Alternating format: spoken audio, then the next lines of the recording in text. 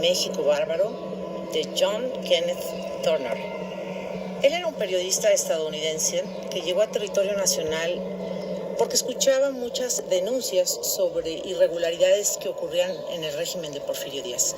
Pero no irregularidades comunes y corrientes, como puede tener cualquier país o ciudad, sino barbaries, como la esclavitud, las tiendas de raya, en donde a los obreros o campesinos se les quitaba su pobre pago que tenían y vivían endeudados. Y para un estadounidense de aquel tiempo, esta situación generaba mucha curiosidad.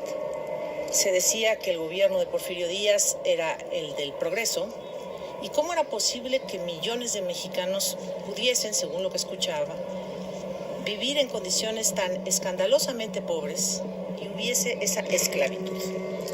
Entonces, dispuso todo para venir a México e indagar. Las pesquisas de sus reportajes las publicó en Estados Unidos por episodios y después lo convirtió en un libro que así se llama, México Bárbaro. Su prefacio, que voy a compartir un fragmento, le causó muchos problemas y de hecho parece ser que fue un libro prohibido y quien lo tuviera en México pues corría sus riesgos. Desde la primera edición de este libro, hace menos de 4 meses que fue impreso, las 2 profecías que contiene se han cumplido. Decía que México está a punto de iniciar una revolución en favor de la democracia y que los Estados Unidos intervendrán con fuerzas armadas, si es necesario, para sostener a Díaz o a un sucesor dispuesto a continuar su asociación especial con el capital norteamericano. En el momento de escribir estas líneas, en Los Ángeles, California, 8 de abril de 1911, hay cerca de 30,000 soldados norteamericanos que patrullan la frontera mexicana y barcos de guerra de los Estados Unidos navegan en la proximidad de los puertos mexicanos. Esto es lo que ocurría cuando él publica hacia enero del 11 esto. Y quiero irme en concreto a qué publicó antes de 1911 sobre esta esclavitud. Resulta que John Kenneth Turner se va a Valle Nacional, Oaxaca, permanece una semana y nos cuenta que se detuvo en las haciendas enequeneras que eran muy productivas ahí y pasó varias noches entrevistando gente, algunos muy asustados, no querían rendir testimonio. También fue a Yucatán y se disfrazó como un probable comprador de fincas. Y dice así: y logré convencer a las autoridades y a los propietarios de que disponía de varios millones de dólares listos para su inversión. En consecuencia, evité hasta donde fue posible que estuvieran en guardia.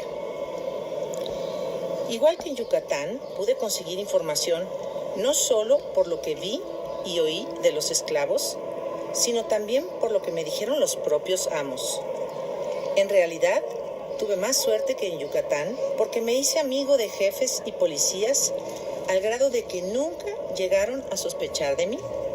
Sin duda, algunos de ellos esperaban que llegase por ahí un buen día con unos cuantos millones en la mano, listo para pagarles por sus propiedades el doble de su valor.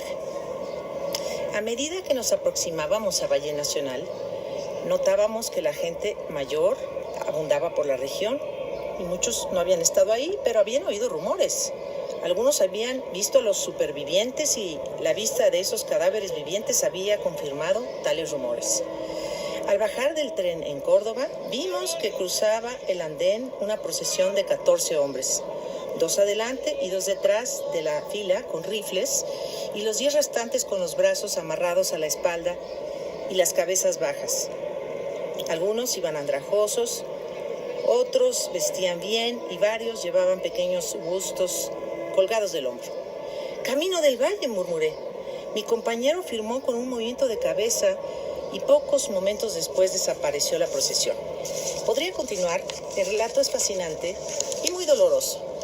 Muy doloroso porque el México de principios de siglo se caracterizó por vivir en un estado de esclavitud continua.